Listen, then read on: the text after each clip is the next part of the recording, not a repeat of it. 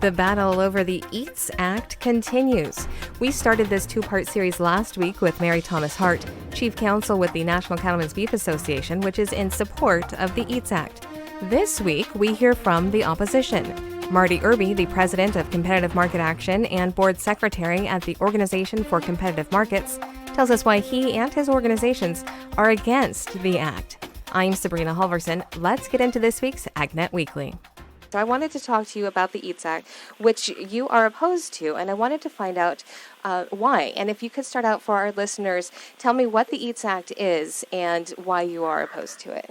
Well, yeah, first let me tell you that back in 2018 during the last Farm Bill, I ran the campaign to defeat a measure known as the King Amendment. It was a almost identical bill that was led by former Congressman Steve King that is now the current EATS Act. So I have about a 5 or 6 year history on this specific issue. It's really nothing new. It comes up most every farm bill, and we've been successful in defeating it in the past. But the EATS Act, or Ending Agriculture Trade Suppression, as it's so called, H.R. 4417 in the U.S. House, led by Congresswoman Ashley Hinson from Iowa, and S. 2019 in the U.S. Senate, led by Senator Roger Marshall from Kansas, is really a huge threat to independent family farmers.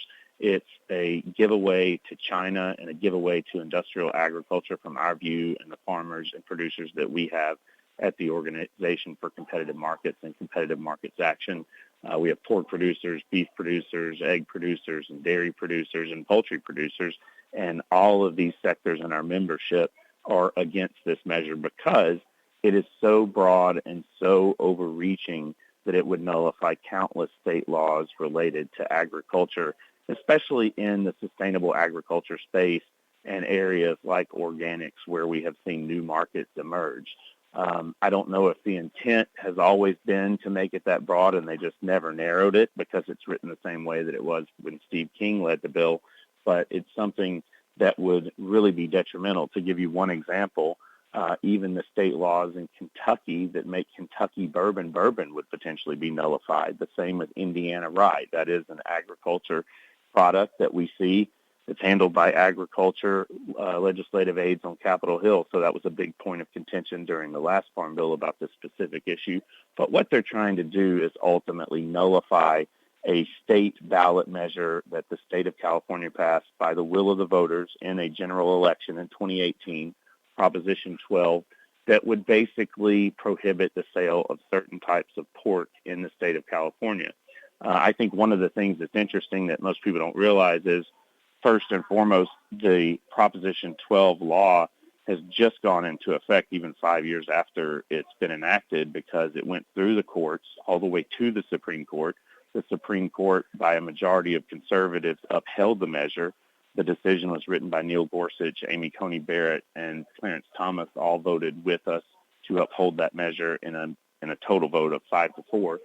So, it's something that's not a liberal issue as some of the proponents of the bill have painted it. The EATS Act would nullify that ballot measure, and that ballot measure actually only applies to whole cuts of pork like ham, pork chops, and whatnot. It would not apply to processed products like hot dogs or sliced ham and things like that that are prepackaged and shipped into the state. So it doesn't actually cover all of the pork in the state of California, and it's only one market in the country. I know the argument's on the other side of this issue, but we believe that no matter what you think about the California law, it's not worth throwing away our entire Constitution and states' rights over one state ballot measure. That was something that was voted on by the people in a general election. And overturning an election of any kind isn't something that we believe the federal government should be doing, especially in the times that we're living in and the discussion that we are having more broadly politically on both sides of the aisle. There was a lot to unpack there, so I'm just trying to figure out which way to... Sorry, yes, I know it was a lot. So I want to start out with the idea about how this could be harmful to smaller farmers. Because that's a huge part of our listenership, our family farms. So how would the EATS Act, in your view, affect family farms? Well, I'll give you a really good example. There's a producer in the state of Pennsylvania, which is the home state of agriculture, House Committee Chairman Lynn Thompson, called Clemens Food Group. They have been around for a long time. They are independent. They have a lot of people that are different producers. They're a lot like Nyman Ranch in that regard, who is also against the EATS Act as well. And they have spent millions of dollars reworking their entire operation and outfit since 2018, since that was enacted, to be able to sell in California. So if the EATS Act were passed and enacted, then it would basically put those type of producers out of business, or at least cost them millions of dollars, because all of the work that they've done to rework their outfits would have been for nothing. And they have operated under good faith, under the law that was enacted, that was set and has started or has begun implementation. So that's just one example, but there are countless others. I know a lot of folks in the dairy sector have a lot of issues with this. The chair of the National Dairy Producers Organization, Deborah Mills, who's based in Minnesota, has written about this and talked about it a lot, because there are so many state dairy laws across the country that are similar to this, that would basically be upended because this legislation and the language has been written so broadly. One of the things that, when I spoke with the representative from NCBA, that was mentioned, and I asked specifically about Prop 12. It's about pork. It doesn't affect beef. Why does NCBA feel that they have a stake? And she said that because Prop 12 is a slippery slope that could lead to other actions that would affect other areas of agriculture. And they feel that the EATS Act would help take care of that. How do you rebut that? Well, I think NCBA's argument to everything is the slippery slope argument, quite frankly. I've heard it about horse slaughter. I've heard it about this particular issue. I've heard it about the Opportunities for Fairness in Farming Act. So that seems to be the only answer they generally have when you talk about these type issues. But at the end of the day, this is something that only applies to pork. The law that was enacted only applies to pork. The EATS Act that has been proposed applies to every commodity sector across the country in every space. So if there's a slippery slope, it's the EATS Act that does far more than what Proposition 12 does, handling one specific area in one state, and for that matter, not even all of the pork in that state. I think another thing that NCBA and other proponents of the bill have conveyed that's been inaccurate is that this also doesn't apply to farrowing crates. So the law, the Proposition 12, applies to gestation crates, which is only the time where the sow is pregnant before she has her piglets and she's confined and can't move, can't turn around. Farrowing crates are used after the piglets are born, because I know we've heard a lot of the arguments about piglets being killed, stepped on, eaten by the mother, whatnot. So this actually would not apply to those farrowing crates where they are utilized after the pigs have been born. And then I wanted to ask about, you mentioned foreign governments or foreign entities and how they could actually benefit from the EATS Act. Can you explain that a little bit more? Yes, well, it was very clear. China Weekly actually published an article talking about how much they supported the Henson-Marshall EATS Act and how much it helped Chinese pork producers. Most people don't realize that the Chinese own 100% of Smithfield. Smithfield is obviously the largest pork producer in the world, and they own roughly 1 out of every 5 or 1 out of every 6 pigs in the United States of America. So we're producing a lot of this pork to go to China. And we're seeing a lot of these 26-story hog hotels, as I call them, pop up across the landscape in China. And they are terrible not only for animals and the environment, but also for public health and safety as well. So we don't want to see those type of operations pop up around in the United States, because the laws that would be nullified by the EATS Act in many instances are laws that would prevent certain types of structures like those operations that are in China, the 26-story hog hotels, from being built in states in the United States. And we believe that the Chinese would easily be able to put those across the American landscape if EATS were enacted. It's such a complex issue, and there are so many sides to this, or so many facets, I guess you could say, to this. Another thought was that, with speaking about Prop 12 again, that larger companies like Smithfield would have the resources to be able to comply to Prop 12, whereas smaller farms would not necessarily have the resources to be able to comply. So the EATS Act then would be helping the smaller farms because they would not have to comply with something like Prop 12. Do you have a response to that? Well, I think it's just quite the reverse. I mean, Clemens Food Group is a primary example. Nyman Ranch is another example. And I don't think that we're going to see Smithfield go in there and refit their operations. That's why they're fighting this. We have not heard from one independent producer of pork that was in support of the EATS Act that said exactly what you just said. And then there's also the thought that the EATS Act, if it's not passed, on its own, that it could become part of the Farm Bill. What do you think that would do? Well, no, I think that's what the whole battle is about. I don't think the EATS Act stands a 1% chance of passing as a standalone bill, primarily because any bill that you have to pass in Congress now almost has to have 100 senators in support of it to get it through, and there are at least 30 or 40 that already oppose it, so we wouldn't see that happen. The Farm Bill is the play.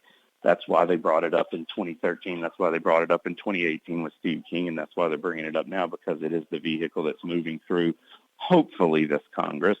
I have my doubts because even though the Farm Bill expires September 30th, they are almost certainly going to extend it to December or on into 2024 because we haven't even seen the text of a Farm Bill yet, and that's, 5 weeks away that it expires. So there's no possibility, especially with the Congress in recess from now until the first week or so of September, that they could get something done. So that is the entire play, and I think if EATS stands any chance at all, the only way that it could possibly get done would be in the Farm Bill.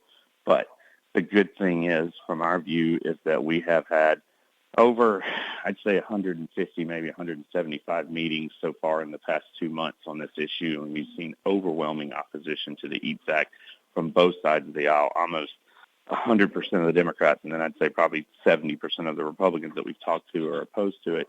And even Senator Roger Marshall, who leads the bill in the U.S. Senate, this is something I've never seen before. He went on RFD TV right after our fly-in in July, where we had folks here, and he literally said, we're getting the heck beat out of us, talking about him and his team on the EATS Act. So I've never seen a member of Congress do that. I think they have an uphill battle, and I think at least as of today, we are winning this war against independent family farmers. And that was the next thing that I was going to bring up, is that you've gained quite a bit of support in your opposition, or in the opposition, I should say. Opposition to the EATS Act has gained quite a bit of legislative support. And do you see that growing even more? We do. I'm actually in the U.S. Senate right now. We had a letter that was sent on Monday with 171 bipartisan members of the House to the Ag Committee leaders against the EATS Act being included in the upcoming Farm Bill. We're here today and the rest of this week working on a Senate letter. I think we'll get 40 to 50 senators that end up signing on. It's already bipartisan as well. And then we're probably going to see some more individual letters from members of Congress as well. So as of now, it's very easily said that at least about 60% of the Congress is against the EATS Act, and I don't see how you can pass something when the majority of the Congress is against it. As we wrap up, what would you say, are the most important things for our listeners to know about the EATS Act? Well, I think the most important things are really related to states' rights, because this, we'll talk about a slippery slope like NCBA did. Amy Coney Barrett, who was a part of the decision in the Supreme Court, even said that this could open the door to the nullification of state abortion laws. That's a huge issue right out there now in front of everyone, and something to consider. So if we want to protect our states' rights on any level, whether it's the agriculture space or anything else, we need to prevent the EATS Act from opening the door to be able to wipe out states' rights, state ballot measures, and the will of state legislators across all 50 states. Great. Is there anything that you feel like that I've missed, or any other points that you think that we should make? I think the only other thing is one of the most interesting things. Harvard Law did a report here a few weeks ago about this and how many laws it overturned. And one of the things that was interesting was that they said it would overturn all of the kosher laws in the country. So there was a great piece in the Times of Israel about this. And with all of the people who are talking about anti-Semitism today, I think that's something to at least pay attention to and really note, because that is very important from a religious perspective in any religion in the United States where we have religious freedoms, and this would actually wipe out those kosher laws. Thank you again to Marty Irby, President of Competitive Market Action and Board Secretary at the Organization for Competitive Markets. If you want to read the full story with both sides, you can find that on our websites, southeastagnet.com and agnetwest.com. That's this week's AgNet Weekly. I'm Sabrina Halverson. Thank you for tuning in.